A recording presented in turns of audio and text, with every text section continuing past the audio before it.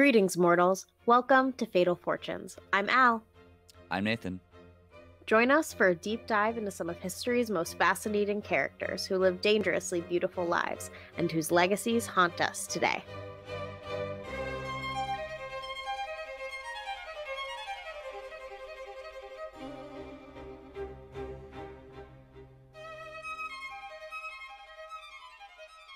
We're live. Oh my god.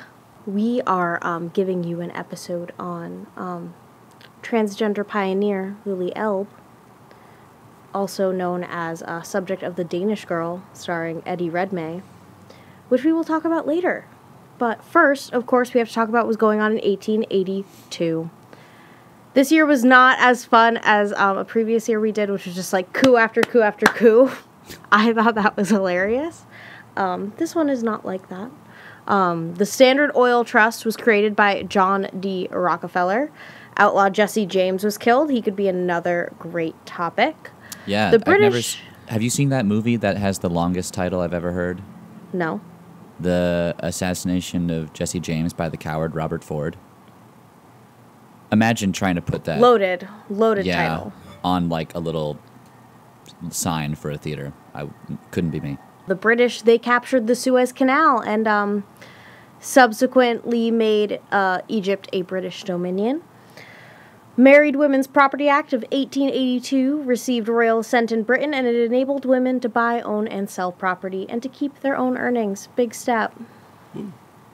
On September 4th, Thomas Edison flips the switch on the first commercial electrical power plant in the United States, lighting up 1 square mile of lower Manhattan, and this is considered by many as the day that began the electrical age. Nathan, do you want to take it away of what else happened in 1882? Yeah. So I'll never forgive Thomas Edison for getting all of that money and essentially, ruining us with electricity. Could have had Tesla, could have had some cleaner energy, but no. There's also the first Labor Day held in New York. That's pretty cool. Go unions. Thank you, unions, for our weekends, among other things. That is a Nathan-sponsored statement only. There's a sponsored, you can thank your union for weekends, too. That doesn't necessarily mean you're for them, but you should be. I don't thank the mob for much. The University of the Punjab at Lahore, undivided India, is founded in modern-day Pakistan. Hooray! Education. A peace treaty is signed between Paraguay and Uruguay. Pogroms in southern Russia end. What is a pogrom? An organized massacre of a particular ethnic group, that of particular the Jewish people in Russia and Eastern Europe. Damn.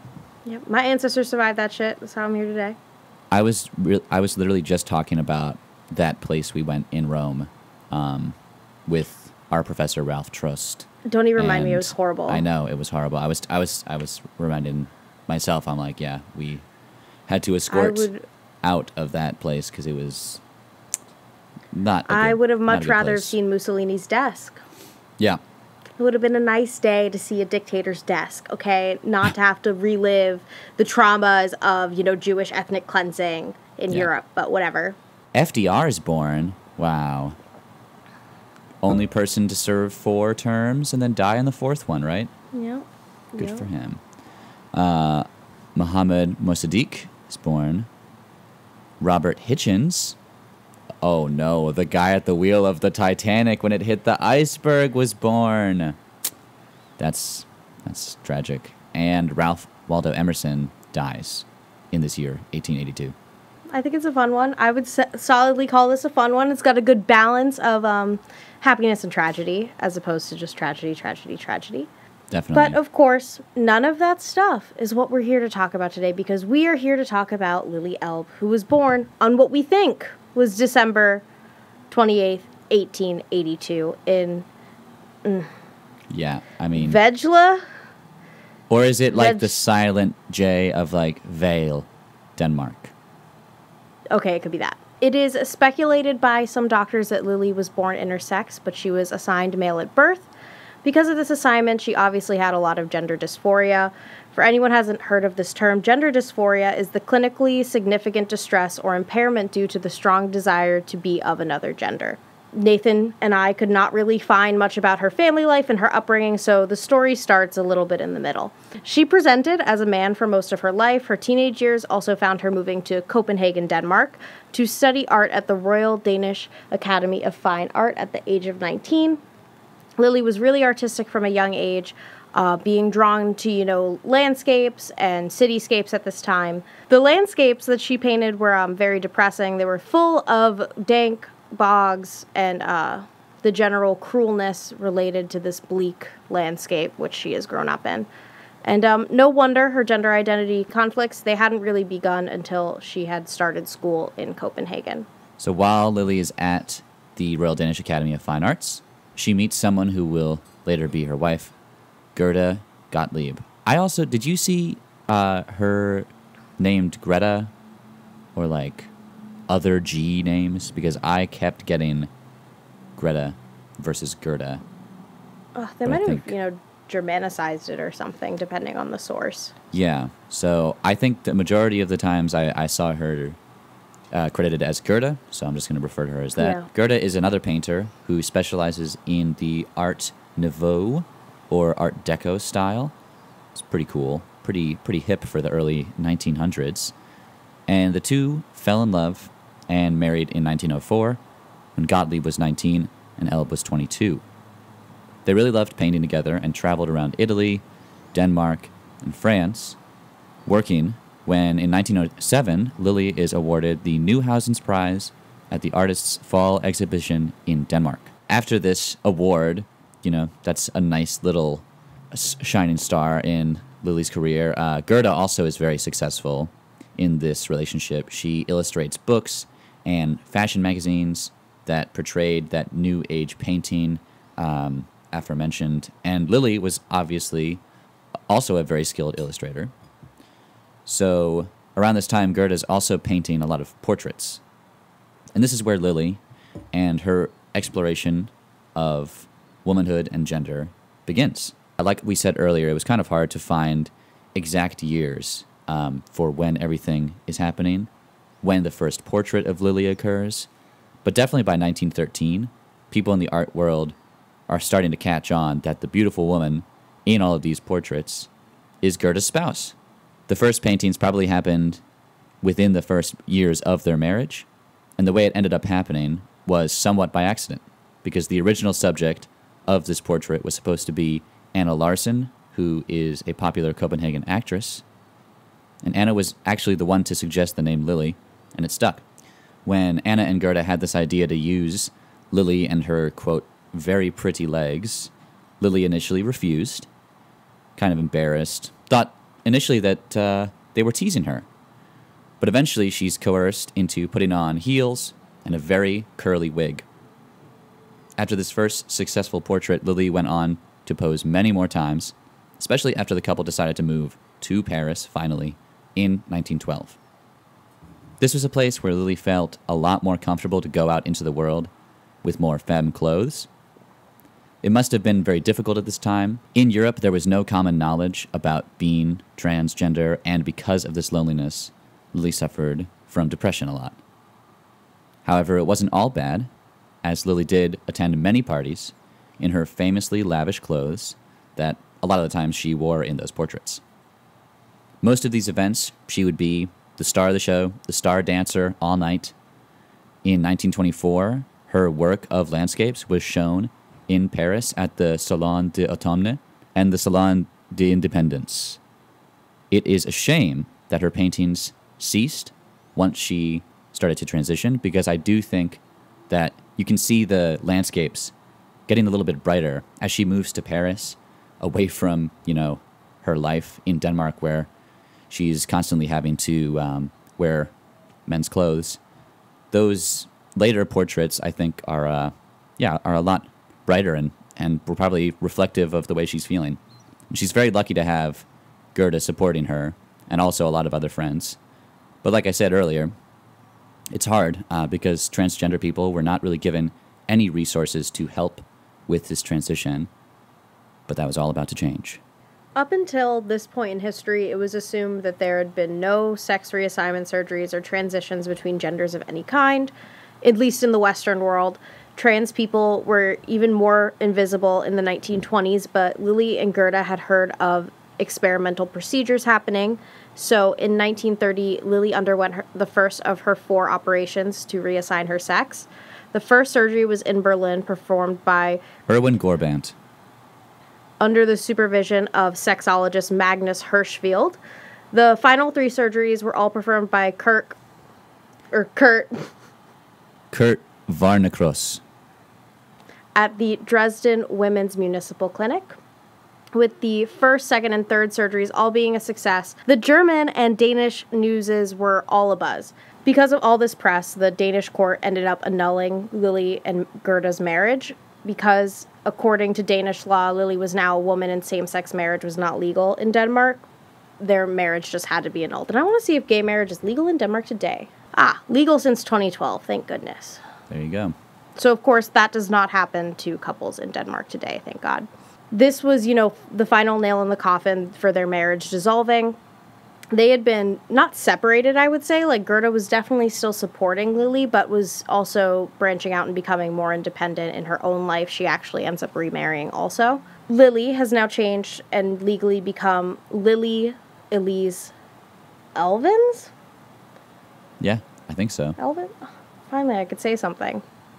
Elbe actually was a surname that was later introduced by a journalist, and it is the name of the river that is next to the Dresden Women's Clinic where she was staying. Lili had always assumed that she was a heterosexual person, and now since surgery she wanted to actually pursue being with men, she wanted to have children, etc.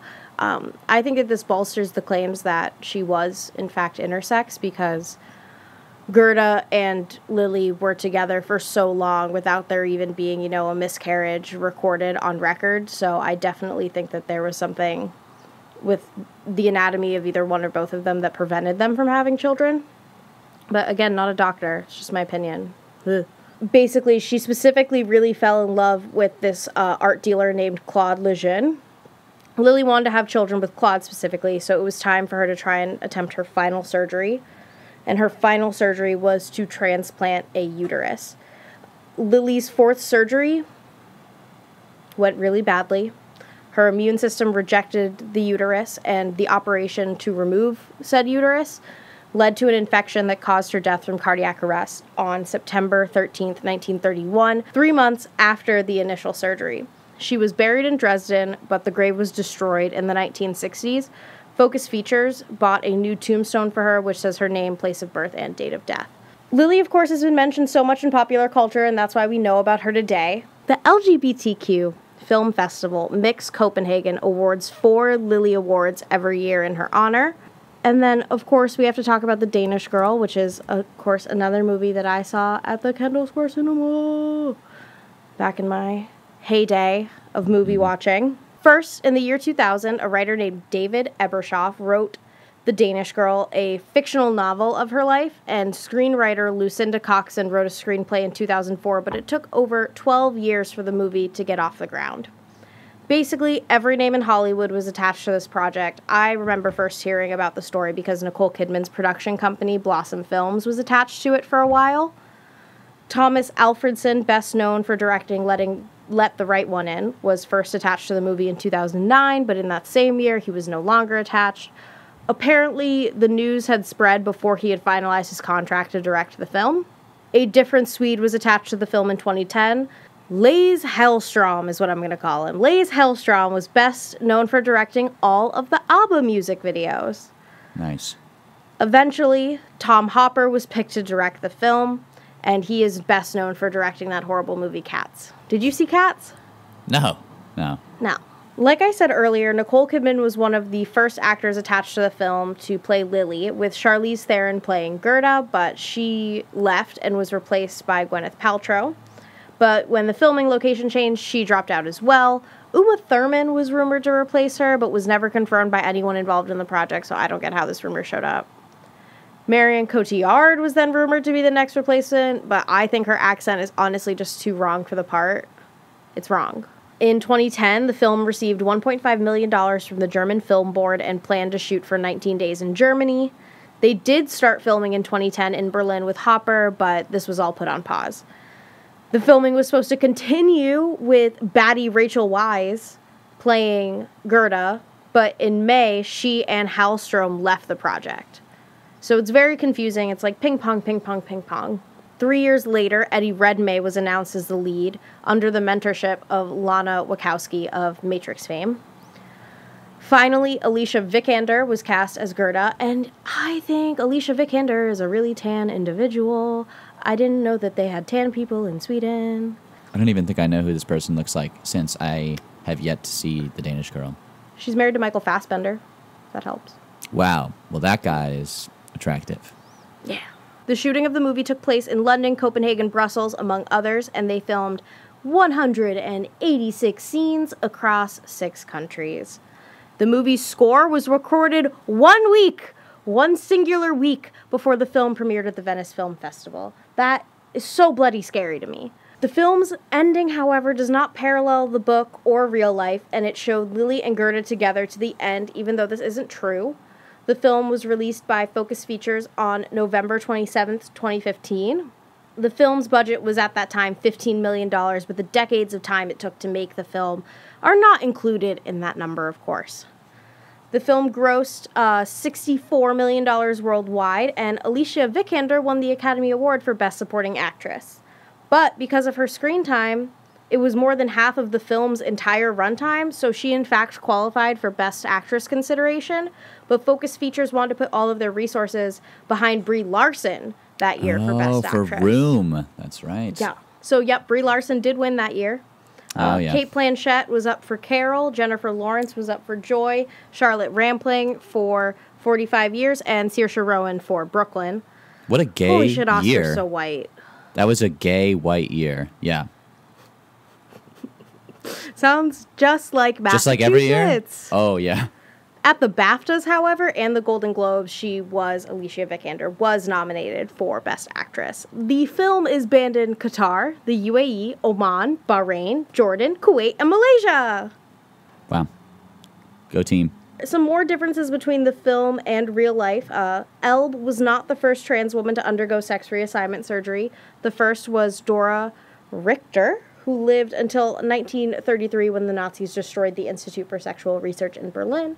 Think about how far we could have come without the Nazis. Also, that was something I also saw about the documents of Lily's transition. They got destroyed when the Nazis came in. Yep. Imagine how many other people, yeah. It's like how we don't know how to do mummies. They destroyed the mummy instructions? Yes. It's we make all these advances, and then the documents get destroyed, and then we have to start all over again. Lili and Gerda moved to Paris in 1912, not the late 20s like the film suggested. The scene where Lili is beaten in the Paris streets is also fictional. Another thing that they got wrong in the movie, after her transition, her name is Lili Elvens, but the name Elbe was invented, like we said, by that journalist, Lulu's Lassen. The Hans character in the movie did not exist in real life and was loosely based on Gerda's second spouse, Porta, and this Porta was not a childhood friend of either character. And then in the film, Lili dies after her second surgery associated with her transition, but in real life, like we said, she died after her fourth. This says fifth, but you mean fourth? Well, isn't it a fifth surgery if... You're right, because they were trying to get it out. Yeah. You're right. So fourth and fifth surgery is what ended up causing her to pass away. But this film says it was after only the second one, which we know is not true. We have linked a little documentary in our show notes, and you can also see some more of our sources there. Definitely go check out our website. It's a little bit of fun.